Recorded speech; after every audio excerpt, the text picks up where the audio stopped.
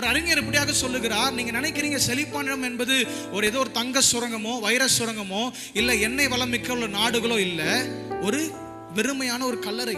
அவர் சொல்றார், எதற்காக இந்த அப்படி சொல்றாருன்னு சொன்னா, அந்த கல்லறையில அநேக எழுதப்படாத புத்தகங்கள் மரித்து போயிருக்கிறதா. என்னது? எழுதப்படாத புத்தகங்கள் மரித்து போயிருக்கிறது, நிறைவேற தரிசனங்கள் அங்க இருக்கிறது. அது மாத்திரம் இல்ல, நல்ல வரையக்கூடிய கலைஞன் அங்க ஒரு படம் கூட வரையாமல் என்ன பண்ணியிருக்கிறான்? மரித்து போயிருக்கிறான். ஒரு நல்ல பிசினஸ்மேன் ஒரு பிசினஸ் கூட ஸ்டார்ட் பண்ண என்ன பண்ணியிருக்கிறான்? மரித்து போய் இருக்கிறான். அது மாத்திரம் இல்ல, நிறைய பாடகர்கள் எனக்கு பாட தெரியும் கூட தெரியாம என்ன பண்ணிருக்கலாம்?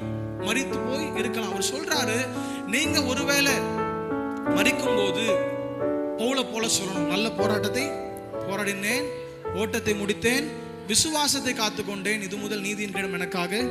அப்படின்னு என்ன அர்த்தம் தெரியுமா? பவுல் தான் வாழ்ந்த நோக்கத்தை அவர் நிறைவேற்றினார். இன்னைக்கு அநேகர் வாழ்வின் நோக்கத்தை கண்டுபிடிக்காமலே அநேகர் வாழ்ந்து கொண்டிருக்கிறோம். நம்ம கல்லறைக்கு போகும்போது யாரும் நம்மளை பார்த்து சொல்லக்கூடாது, இவங்க ஒரு பெரிய பாடகனா வந்திருக்கலாம், இல்லை இவங்க ஒரு பெரிய அறிஞனா வந்திருக்கலாம், இல்லை இவங்க பெரிய பிசினஸ் மேனா வந்திருக்கலாம் யாரும் சொல்லக்கூடாது. அவங்க என்ன தெரியுமா சொல்லணும்? இவரை போல வாழணும். அப்படிப்பட்ட வாழ்க்கையை தான் கர்த்தர் நமக்கு கொடுக்க விரும்புகிறார்.